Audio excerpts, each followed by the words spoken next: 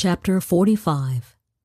Sharmelle was determined to beat the unfailingly punctual Jacqueline to the office, so she arrived at 8 and had a piping hot cinnamon and brown sugar latte waiting for her when she arrived at 8:14. "I almost stopped for coffee, but I'm glad I didn't, thanks, boss."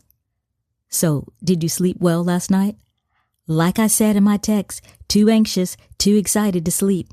I got about 30 minutes, but you said the case isn't closed. So what happened?" Sharmelle told Jacqueline about the first call to Marcus Pierce, then the second call, and how it ended. "So he just hung up? Didn't say anything? Just hung up?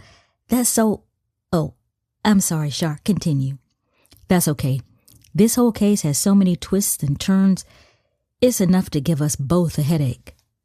Sharmelle then told Jacqueline about Lucian's latest request to be present for the phone call with Marcus and his daughter, and Jacqueline just tilted her head back on the chair and sighed. "Jay, I think this may be the first time you've been speechless in your entire life." Jacqueline confirmed it. "And you would be correct. This whole case has so many layers. The Hayeses are like royalty here in Pearl City, and not just to the black community. Those ladies in my mother's Pearl City Women's Guild still talk about how back in the day, Mrs. Etta Hayes was the first black woman invited to be a featured speaker at one of their monthly meetings. It was a big deal." "I guess it shows us, Jacqueline, that we never know what's going on in people's lives. As a child, Pastor Hayes was just one step below Jesus in my little mind. But this had to be weighing on him all these years, all these decades. But considering what he did in raising Lucian, now it makes him even more amazing to me as an adult. So I guess I'm having a tough time accepting that I didn't know Pastor Hayes as well as I thought." "Oh, you knew him, Shar. You knew him well," Jacqueline said. "You just didn't know his secret. But like you said, I think it makes him even more impressive because his secret was all about protecting his wife and his son." In the quiet of the conference room, Sharmelle and Jacqueline sat with everything they now knew about the Hayes family.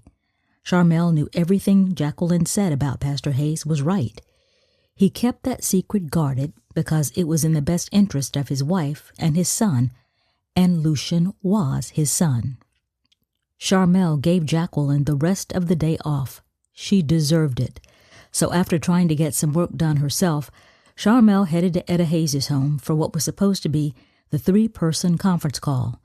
She arrived just as Cecilia did and stepped out of her black Mercedes looking as she always did, totally put together and camera ready.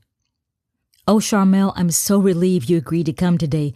Lucian spent the night over here last night, just making sure Mama Etta is okay for today's, well, I'm not sure what to call it, event?"